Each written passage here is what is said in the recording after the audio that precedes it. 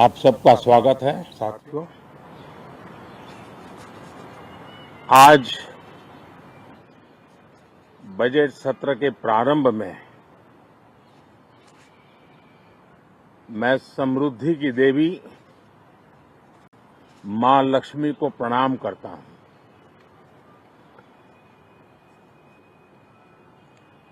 और ऐसे अवसर पर सदियों से हमारे यहां मां लक्ष्मी का पुण्य स्मरण किया जाता है।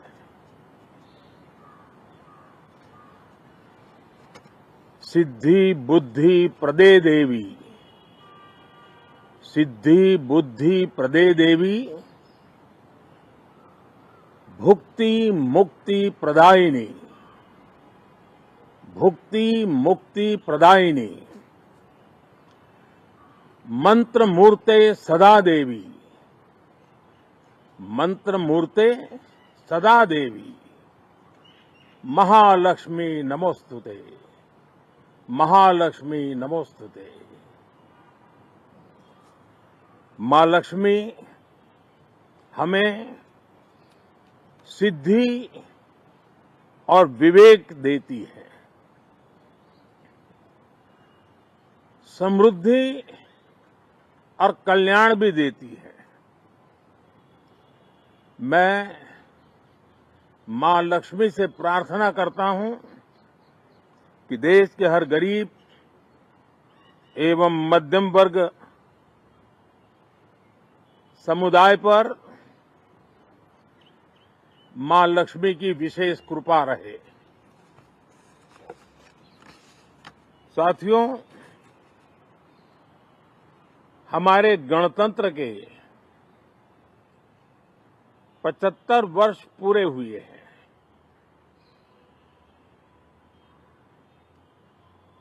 और ये हर देशवासी के लिए सर्वाधिक गौरवपूर्ण है और विश्व के लोकतांत्रिक जगत के लिए भी भारत का ये सामर्थ्य अपनी एक विशेष स्थान बनाता है। साथियों, ये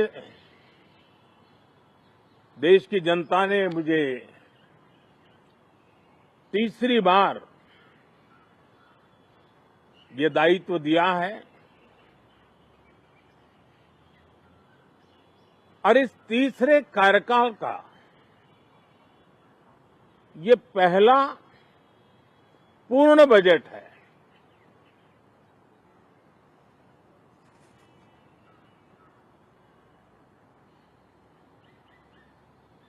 और मैं विश्वास से कह सकता हूं कि 2047 जब आजादी के 100 साल होंगे, विकसित भारत का जो संकल्प देश ने लिया है, ये बजट सत्र, ये बजट एक नया विश्वास पैदा करेगा, नई ऊर्जा देगा कि देश जब आजादी के 100 साल मनाएगा तब विकसित होकर रहेगा। 140 करोड़ देशवासी अपने सामूहिक प्रयास से इस संकल्प को परिपूर्ण करेंगे। तीसरे टर्म में हम मिशन मोड में देश को सर्वांगीण विकास की दिशा में, चाहे वो भौगोलिक रूप से हो, सामाजिक रूप से हो या आर्थिक भिन्न भिन्न स्तर के संदर्भ में हो, हम सर्वांगीण विकास के संकल्प को लेकर के मिशन मोड में आगे बढ़ते जा रहे हैं। इनोवेशन, इंक्लूजन और इन्वेस्टमेंट, ये लगातार हमारे आर्थिक गतिविधि के रोड मैप का आधार रहा है। इस सत्र में हमेशा की तरह कई ऐतिहासिक बिल पर सदन को चर्चा होगी और व्यापक मंथन के साथ वो राष्ट्र की ताकत बढ़ाने का काम करने वाला कानून बनेंगे। विशेषकर नारी शक्ति के गौरव को पुनः प्रस्थापित करना, पंथ संप्रदाय के भेद से मुक्त होकर के हर नारी को सम्मानपूर्ण जीवन मिले, उसको भी समान अधिकार मिले, उस दिशा में इस सत्र में कई महत्वपूर्ण निर्णय लिए जाएंगे। Reform, perform and transform. जब विकास की तेज गति को प्राप्त करना होता है तो सबसे ज्यादा बल रिफॉर्म पर रहता है। राज्य और केंद्र सरकार ने मिलकर के परफॉर्म करना होता है और जन भागीदारी से हम ट्रांसफॉर्मेशन देख सकते हैं। हमारा युवा देश है, युवा शक्ति है और आज जो 20-25 साल की आयु के नौजवान है, जब वो 45-50 साल के होंगे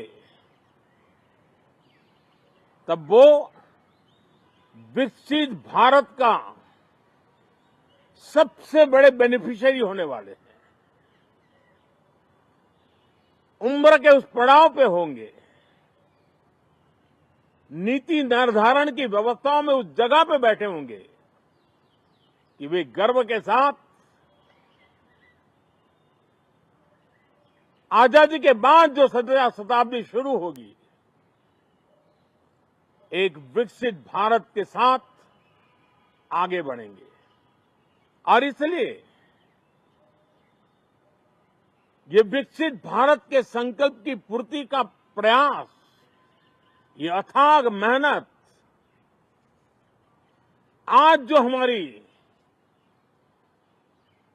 हमारे टीनेजर्स हैं, हमारी युवा पीढ़ी है, उनके लिए ये एक बहुत बड़ा तोहफा बनने वाली है। जो लोग 1930 में, 42 में आजादी के जंग में जुट गए थे, पूरी देश की युवा पीढ़ी खप गई थी आजादी के जंग में, और उसके फल 25 साल के बाद जो पीढ़ी आई उसको नसीब हुए। उस जंग में जो नौजवान थे उनको नसीब हुए। आजादी के पूर्व के वो 25 साल आजादी के जश्न मनाने का अवसर बना। वैसे ही ये 25 वर्ष समृद्ध भारत, विकसित भारत, ये संकल्प से सिद्धि और सिद्धि से शिखर तक पहुंचने का देशवासियों का इरादा। और इसलिए इस बजट सत्र में सभी सांसद विकसित भारत को मजबूती देने के लिए अपना योगदान देंगे। विशेष करके जो युवा सांसद है उनके लिए तो सुनहरा अवसर है। क्योंकि वो आज सदन में जितनी जागरूकता, जितनी भागीदारी बढ़ाएंगे और विकसित भारत के जो फल है वो तो उनकी नजर के सामने देखने को मिलने वाले हैं। और इसलिए युवा सांसदों के लिए एक अनमोल अवसर है। साथियों, मैं आशा करता हूं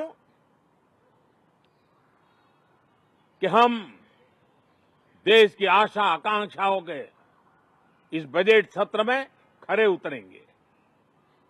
साथियों, आज एक बात आपने जरूर नोट की होगी, मीडिया के लोगों ने तो जरूर करनी चाहिए। शायद 2014 से लेकर अब तक शायद ये पहला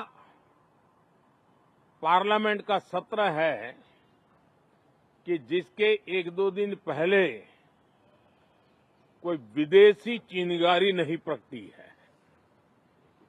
विदेश में से आग लगाने की कोशिश रही हुई है।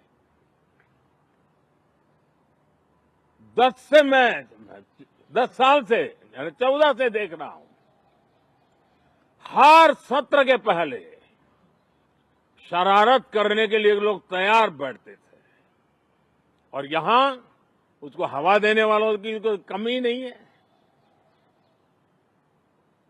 ये पहला सत्र मैं पिछले 10 साल के बाद देख रहा हूं कि जिसमें किसी भी विदेशी कोने से कोई चिंगारी नहीं हुई। साथियों, बहुत बहुत धन्यवाद।